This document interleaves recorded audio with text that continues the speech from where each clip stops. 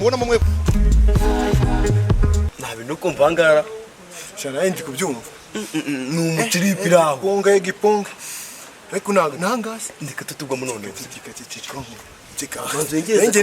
nenge ne kubwirwa buretse banzo nyise jya bari musikirite bashite ku gipangu banzo ure wo musikirite ni urugami ibi nare banzo yengereza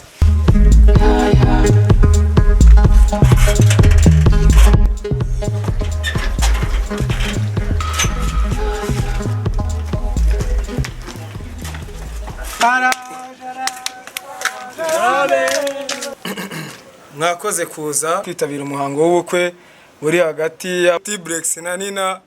mwanyemerera tugatangira ubukwe.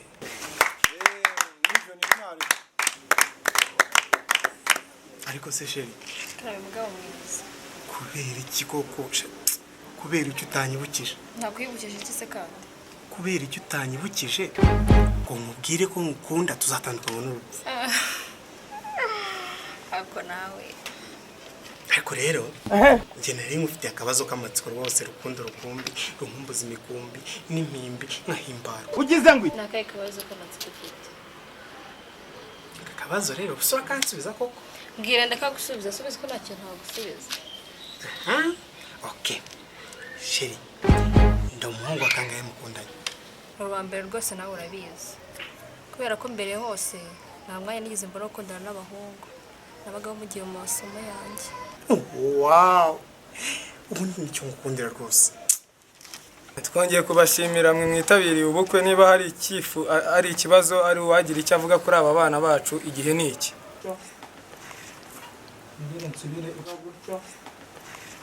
murakoze kumpa ijambo ngiye kuvuga kuri uyu mugeni uri aha ngaha uyu mugeni uri aha ngaha ni umwana mwiza ufite indangagaciro na kirazira n'imico myiza umugabo umushatse n'ushatse abandi barabeshya ndumva ari ibyo murakoze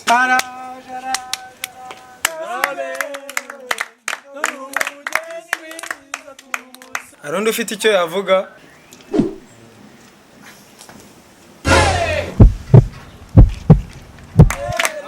aha murakoze kumpa ijambo okay uyu mugeni mubona hanga rero jewe uyu mukobwa twarakundanye imyaka 6 yose ntago mubeshyera niko sheri ko wari wambwiye ko ndi uwa mbere uyu muntu uje avuga imyaka ingahe noneho nuwaye oya sheri sese nabikubwiye nahoze mugiye mu makayi ntabwo nabonye umwanya kwita ku bahungu uradura muri weekend gusa ahubwo yabigize ibintu bikaze ko dukundana njyewe nikiye mbona wa mayifitansiyo naje nzikarira iby'imikino mpagize nabonye ubukwe bwabaye da singiye kubona mbona yambaye impeta mu kanya gato numva batanze umugeni yo ubu rero nawe nguzigura ashatse ewe yego singiye kuguca intege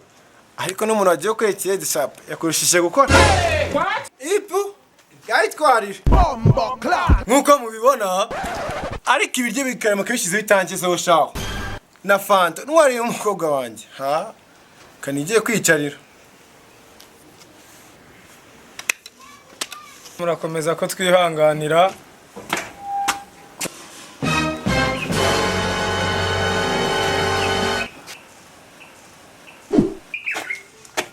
Nina wowe nese sheri uyu muntu muraziranye nawe isura no umuntu atari umusaza nagenzeranye nawe ntabwo nzanye n'abasaza wambeje urukundo sheri uriya muntu twabonanye umunsi umwe gusa amasaha 24 ubwo rero yabigize ngo twakundana bureka imyaka 15 yose wowe Jesus is Lord bureka imana izaguhana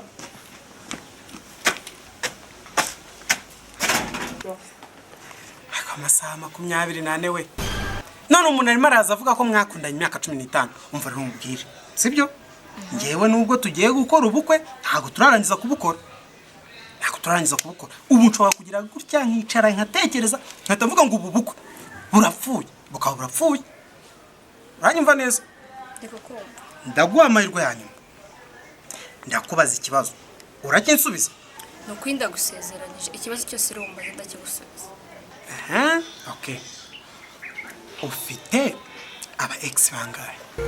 Niba ari icyo ngicyo cyihorera imbabazi zawe zihorera. Okay. Ubwo imbabazi niba ntazo ushaka nta kibazo ngerekana igendera ubwo n'ubukwe nta buhari. Sherere ku bukwe bukomeze rega. N'uburi gisubizo nagujya kugwamahoro.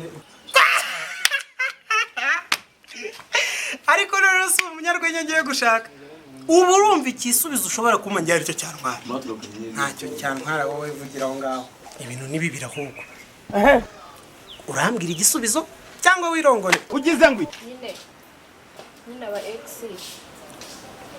ni 310 n'abandi 20 twatandukanye nta cyabaye.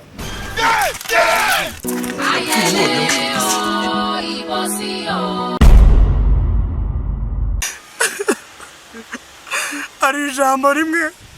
nshaka gusiga mbabwiye. Mumbabarire, mutubabarire, mukore subscribe, like, ndashaya ntimuyibagirwe ndashaya mutubabarire we, mukore like turabasabye subscribe ndetse na share ukande kunzogera ntubyibagirwe turabasabye.